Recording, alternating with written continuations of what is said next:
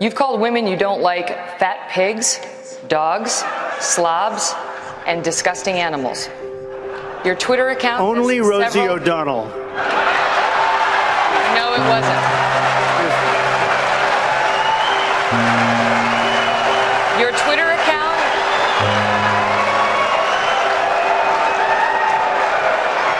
Thank you. For the record, it was well beyond Rosie O'Donnell. Yes, I'm sure. Misogynistic, self-serving billionaire to have power to rule over our bodies, to make decisions that will have dangerous consequences for our lives and our communities, whose hate speech will continue to stoke violence against us, against women of all colors, and against my Muslim, Black, and brown brothers and sisters.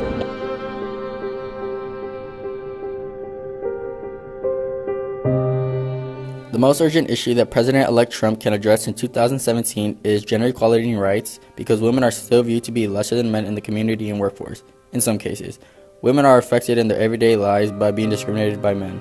For example, for every dollar that a man makes, a woman makes 80 cents. Even though they're in the same line of work, a man still manages to get more. Just imagine how women all around the United States feel because they are viewed inferior. This is a pressing issue that must be addressed within the next year. Too long has the cycle of karma rotated. It must stop now and begin a new era, one where everyone is seen equal.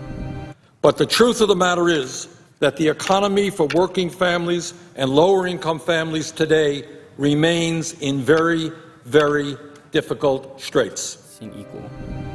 Granted, there will be obstacles which will be tough to get through, but that never stopped others from following their dreams. Humankind has evolved drastically, but not social issues. It's time we all stepped up our game and walked towards the unforeseen. The mayor of our community of American Canyon agreed to do an interview with us. We asked him about his personal experiences with gender equality and rights. He responded. What is your personal experience with equality for both the genders? Gender equity, I think is what you're talking about. Well, my background, my professional background is certainly, will tell you a lot. I'm a registered nurse. At the time I graduated, 96% of nurses were women. So in my professional life, I've worked with women, predominantly as both co-workers and a supervisor, and all considered as colleagues. Certainly there's always this issue of inequity in pay. As you see, the blue bars are where women stand on the graph. You can see even though women are in the same line of work, they somehow still get less than men. So you have the fact that women live longer, but yet they have less money to begin with. Women live longer than men on average and are more likely to spend part of their retirement living alone because they live longer. So women need to actually have more money for their years in retirement. Now look at these three graphs. What do you see? All of this relates back to basic understandings of morals. Opinions are good and all, but biased perceptions on genders don't make for compelling arguments. For example, when an adult female of an authoritative figure commits a felony, such as a kidnapping, there's not the same feeling of revulsion if a man does the same thing. There's generally a feeling of surprise when a woman does it. But why? Is it because of the stereotypes or something else entirely? The answer is going to remain open-ended if we just ignore it. A poll taken from the Pew Research Center shows that people outside of the US generally agree that women should have equal rights with men. But in the US, there are some complications to reach an era of balance. Crimes are an example of what hate is, and what human emotions cause someone to do, such as murdering a family member, rape, mass shootings, and rumors. They influence our community just like how they influence the amount of income we get due to the many misdemeanors. Complications include hate groups and those who say this is not an urgent issue. This is a map from SPLC that shows all of the hate groups they have tracked. There are many more hate groups present on the eastern side of the US, which is where most of the major landmarks are located. There is a correlation between the popularity a place has and the amount of differing opinions. There are a wide array of hate groups called the white nationalists. They don't believe in gender equality and rights, resulting in more and more controversies about this topic.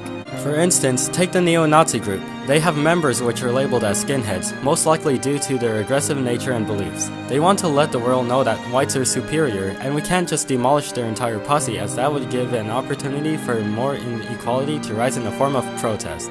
According to Vox, they say that white nationalists have an obsession with the white power, influence, and identity. There are also recent events such as hate crimes, the shooting at a church in Charleston committed by Dylan Roof, hate letters sent to Muslims, and police brutality are such examples. We should do something, but what? Human rights violations have increased by 70% since 2008, according to The Guardian. We need to start somewhere to get rid of this problem. We need to stand up and face reality. President-elect Donald Trump and Congress should assess their situation and consider all of their available solutions to making America a place of equality. I ran for president because I believe this country is at its best when we're all in it together and when everybody has a fair shot and everybody's doing their fair share. And the reason I believe that is because that's how I came here. That's how I got here. That's how Michelle and I were able to succeed.